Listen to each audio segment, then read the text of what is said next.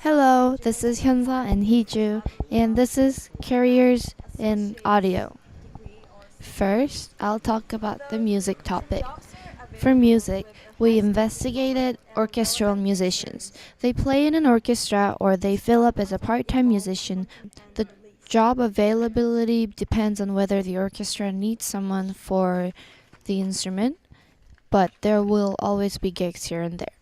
Their annual income varies from roughly US dollars 35,000 to 150,000 and depending on years of experience and the orchestra you're in. You can also work part-time and get paid around Canadian dollars $200 for per concert. You can do gigs and get paid at least $100 per hour. For this job, you will need at least a bachelor or even a master's degree in music performance. I will also talk about the microphone techniques you can use when you're recording a flute performance. The flute is one of those instruments with a polar pattern with character. So the first way to do it is placing the microphone approximately 5 to 10 centimeters away from the instrument, as the first picture shows. You will aim the mic halfway between the mouthpiece and the left hand. But breathing can be a problem in this position, so using an omnidirectional mic which has a low sensitivity to wind noises will help.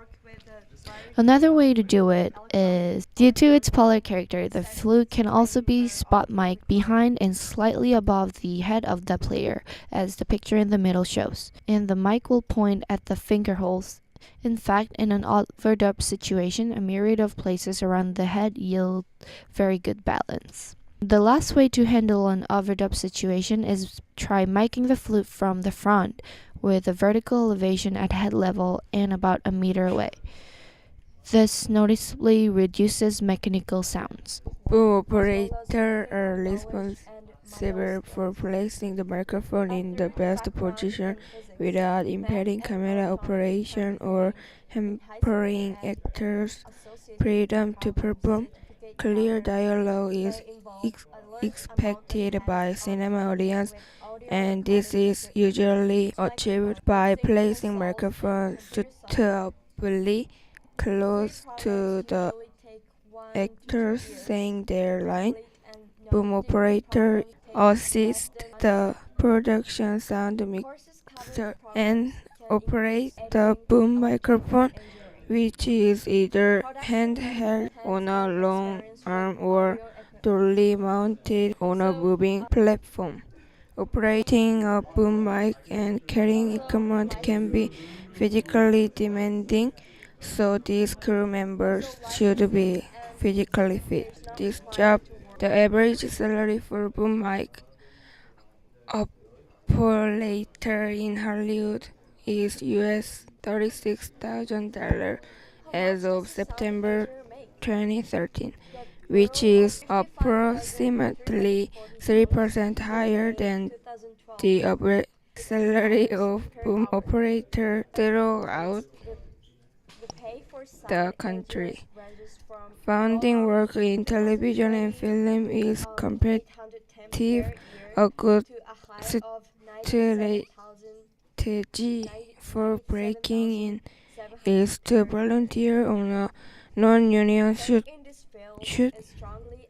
This way you can get experience handling the equipment. Another way to gain knowledge and make contact in the field is to formally study film and television at a trade school or university. So the third job we found in the topic of live and location sound is orchestral sound designer. Orchestral sound designer records orchestras during their concert. They should have knowledge of sound engineering, microphone placement, and basic understanding of what the orchestral music should sound like. They need to communicate with the conductor and find out what the conductor wants the music to sound in the recording.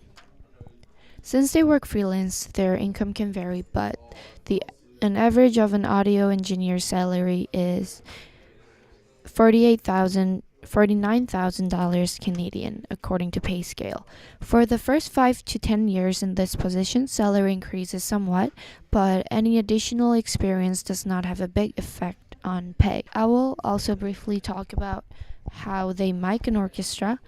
So the distance to the orchestra and the height of the microphones above the floor level should be adjusted for equal coverage of the different orchestra sections and for the amount of ambience required in the recording. Usually, the optimum position is above or right behind the conductor's podium, as shown in the picture, at a height between 3 and 4 meters so that no musicians obscure the instrument behind them. A good rule of thumb is if you can see the sound source, you can also hear it.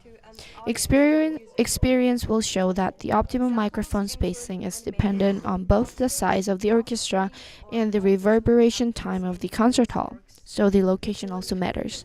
When increasing the number of instruments in the orchestra, the microphones need to be spaced further apart to give the listener the optimum stereo image. The microphone spacing should also be increased to improve channel separation in more reverent rooms. Animation sound editor is usually referred to as film editor in credit, as animated film does not need the traditional functions of a film editor. They handle special sound effects. Sometimes visual is made first and then the sound is recorded, but sometimes directors prefer to have them made simultaneously in order to save time or to achieve a higher quality animation that sounds really well. In Canada, an animator approximately earns 51,000 Canadian dollars on average. These are our sources, and thank you very much for listening.